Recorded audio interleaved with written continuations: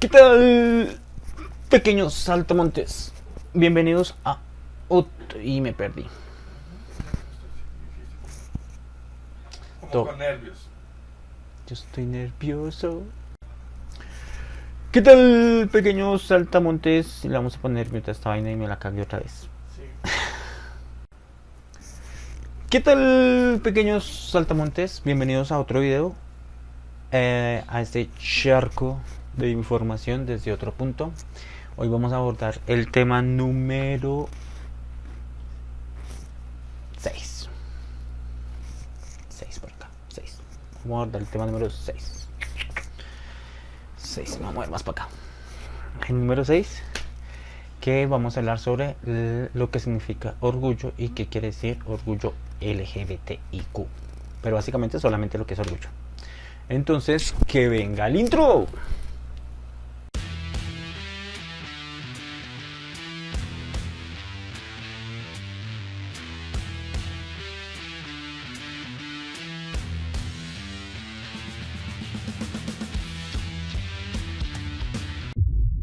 Ok.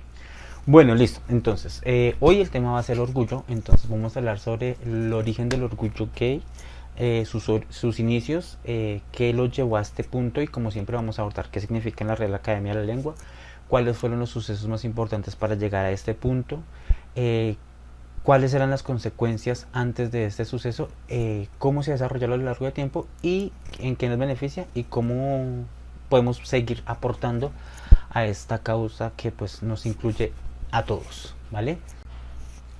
Entonces, ¿qué es orgullo? Puta, Eso no es. eso no es orgullo, eso es un accidente. ¿Qué es orgullo según la Real Academia de la Lengua?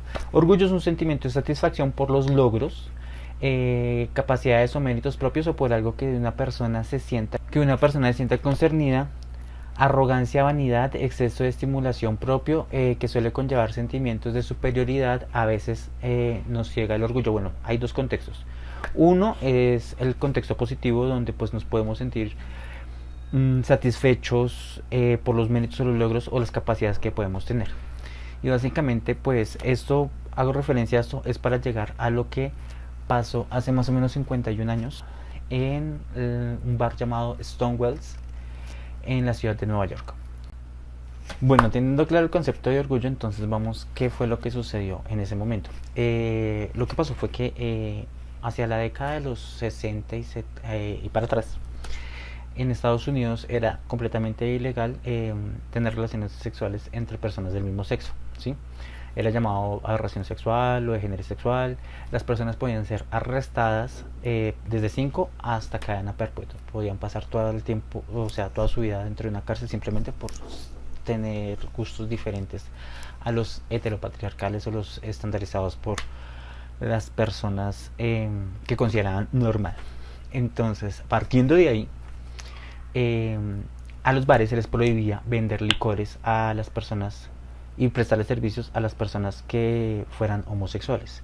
No solo eso, si había algún indicio de que una persona fuera homosexual, no se le permitía ni trabajar, no se le permitía estudiar y se le denigraba como si fuera la escoria de la sociedad. Entonces la mayoría de la comunidad gay de ese entonces procuraba pasar lo más heterosexual posible, o sea, o heteronormal dentro de su rango, y para poder frecuentar pues había un pequeño bar en Nueva York, en la ciudad de Nueva York, donde estaba empezando a haber mucha afluencia de estas personas en, en este lugar. Bueno, más o menos eso era una de las cosas que pasaba. Todo, absolutamente, en la mayoría de los estados de Estados Unidos era ilegal ser homosexual. Y esto era una represión que iba ascendiendo la comunidad a lo largo de ese tiempo.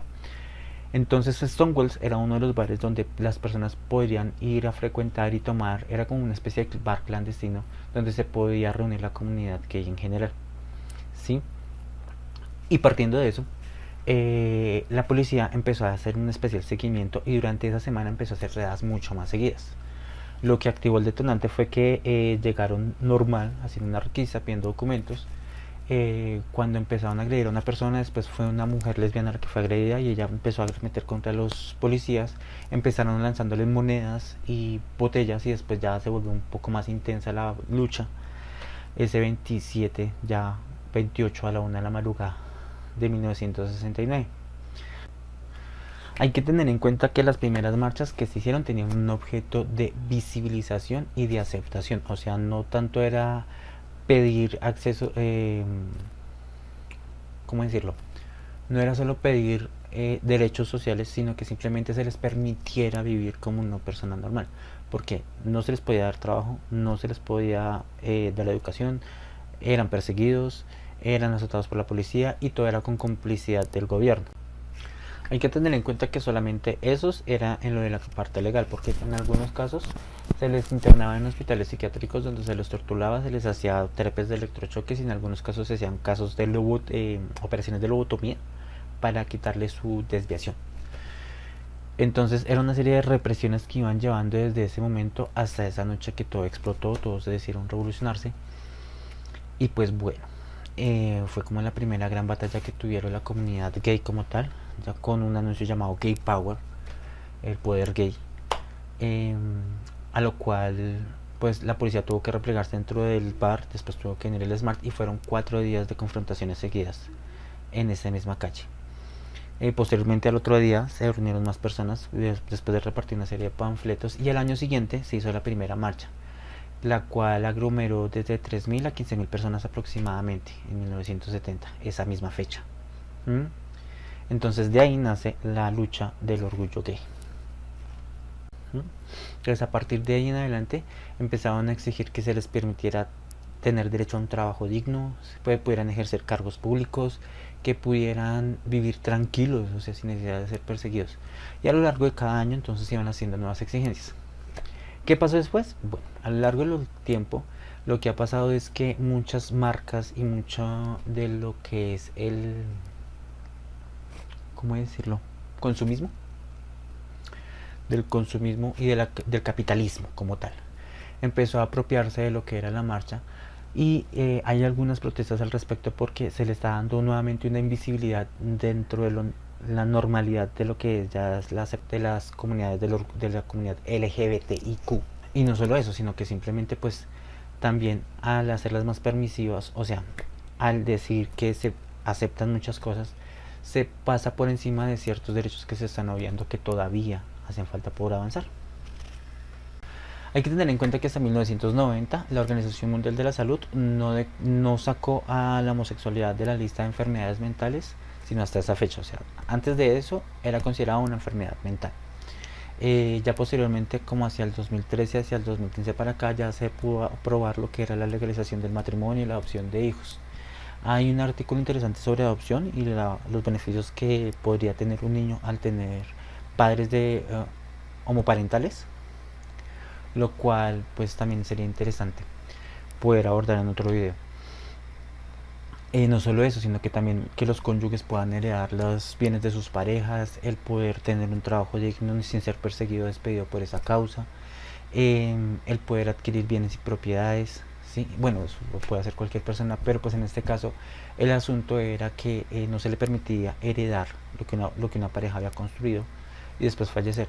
Entonces, otro suceso importante.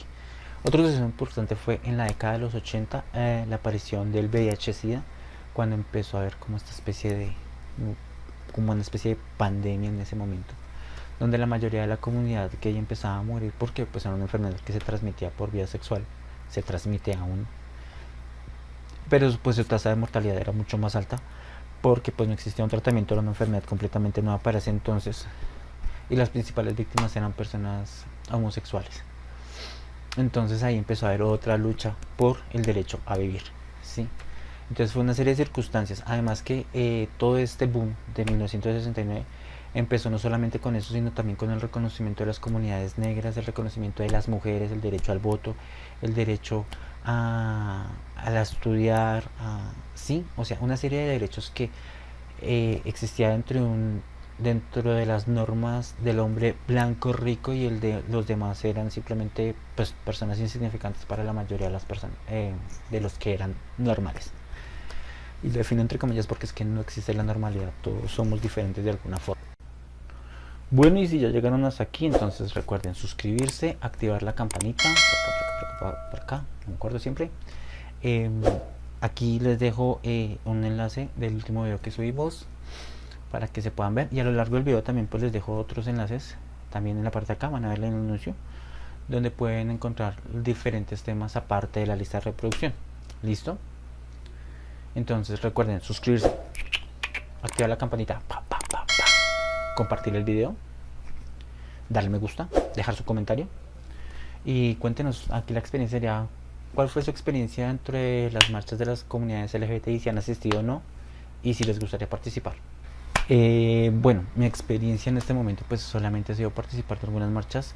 Sí he notado bueno, las primeras marchas en ese momento pues ya como querían desglosarse, de hacerse visibles, hacerse notar. Obviamente empezaron a ser mucho más vistosas, mucho más luminiscencias, mucho más festivas y eran muchos más visibles. Eran como para decir: aquí estoy, aquí me quedo y usted me tiene que aguantar como soy, o no me tiene que aguantar, o sea, me tiene que aceptar porque yo estoy aquí, yo vivo y yo existo. Todavía vivimos y existimos. Y bueno, básicamente pues eso fue más o menos lo que nació de lo que fue la marcha del orgullo gay. Hay una noticia bastante extensa en lo que es la BBC, que hizo un reportaje pues bastante profundo respecto a lo que sucedió en esa época, y hay una serie de información en Wikipedia y en otras páginas de internet. En Bogotá abrieron el primer comunidad LGBTI, entonces para que también cuando haya tiempo, pues ahorita sería virtual, pero pues en el momento en que exista la nueva normalidad podrás visitarlo. Bueno, y se prendió esta vaina. Vamos con los saludos. Los saludos de esta semana son para Daniel Martínez, como siempre, apoyándonos. Me encanta, chévere. Para Jeco Blogs, Jeco que es un nuevo participante dentro de esta gran comunidad, que ya llegamos a los 100, ya pues creo que llegamos a los 100. Ya somos el primer centenar de saltamontes en este charco, ya es un charco bastante grande. Entonces un saludo para Jeco, para Quique Torres, que también nos está dejando comentarios seguido, gracias Quique. Para Juan Bernardo, como siempre. Para J Bello, que también es nuevo, que le gustó, entonces a J, gracias por participar. La mamadera de gallo, como siempre. Tenemos algo preparado con la mamadera de gallo, porque vamos a mamar gallo. Y pues nada, entonces Germán Gustavo López, que siempre también nos está aquí comentando y apoyando. Entonces un saludo para todos. Brincos desde este charco. Y pues nada, nos vemos en un próximo vídeo.